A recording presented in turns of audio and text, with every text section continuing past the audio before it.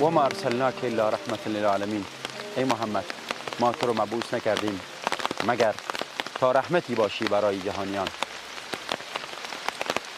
رسول الله صلی الله علیه وسلم در مورد میهمان و رفتار ایشون و اخلاق ایشون با میهمان کاملا ستودنی است و توصیه مکرر ایشون بر ادای حق میهمان و مکررا میفرمودند من کان یؤمن بالله والیوم الاخر فلیکرم ضیفه و جایزته.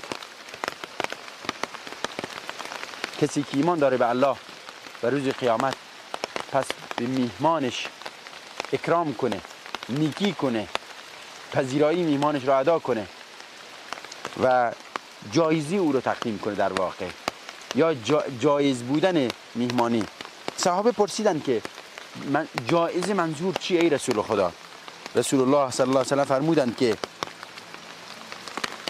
یک شبانه روز جایزه است، یعنی حق میهمانه و میهمانی 3 شبانه روز هست و بعد از آن در واقع صدقه از صدقات هست.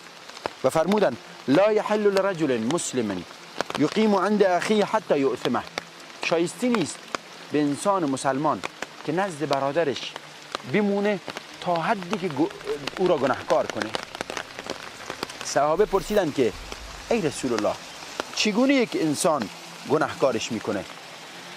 رسول الله صلی الله علیه و سلم فرمودند که چنان میشینه نزدش تا این که غذا و غذای دیگه نیست که ازش پذیرایی کنه و در واقع به گناه کشیده میشه. حالا چه بسا در دلش موردی شیطان بیاره، چه بسا مجبور بشه بره مثلا قرض و دین بگیره، چه بسا و موارد دیگری که این انسان به دایره گناه کشیده میشه. و این روایت در صحیح بخاری و صحیح مسلم نیشابوری آمده است. مهمانی در واقع میتونیم بگیم که 3 حق بهش تعلق میگیره: حق واجب، حق مستحب و حق صدقه یا صدقه. واجب 1 شبانه روزه. 1 شبانه روز واجب هر انسانی که از میهمانش پذیرایی کنه. اگر میهمان در واقع جایی مسکنی نداشته باشه، این آیین اسلامه.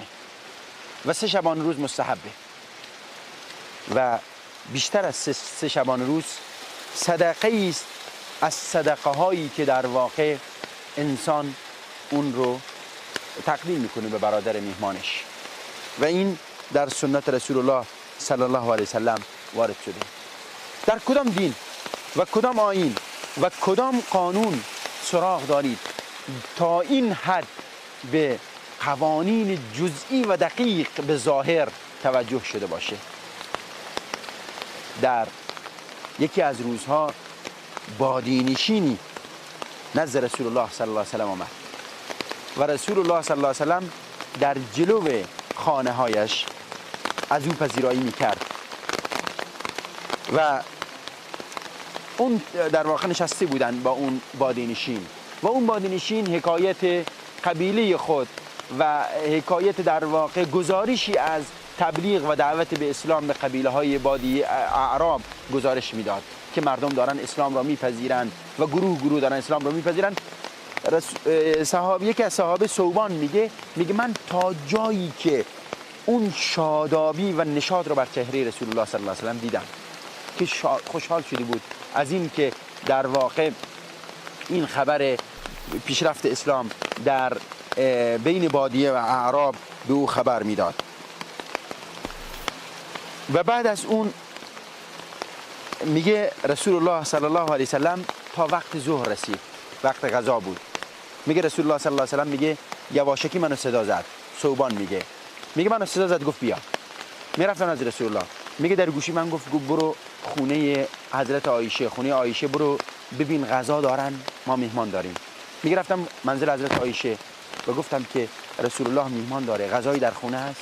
حضرت عایشه فرمود که برو خبر بده والذی بعثک بالهدى و دین الحق ما اصبح فی بیتنا شیئا یاکله او من الناس. میگه که برو به رسول الله خبر بده، به خدایی که به اللهی که تو رو مبعوث کرده به حق، به الله قسم در منزل ما چیزی نداریم که انسانی بتونه بخوره. میگه رسول الله منو فرستاد نزد تک تک همسرانش و خانه ها. میگه پاسخ همینطوری در واقع پاسخ آمد. میگه اون بادی نشین متوجه قضیه شد به این که رسول الله صلی الله علیه و سلم در منزل چیزی ندارن که از بادی نشین پذیرایی کنن. و بادی نشین گفت که ای رسول الله ما خودت میدونی اهل بادیه هستیم و انسان هایی هستیم که با مشکلات و سختی و غذاها زیاد برامون در واقع مهم نیست، مانند اهل شهر نیستیم، با یک مشتی از خرما و آب سیر میشیم.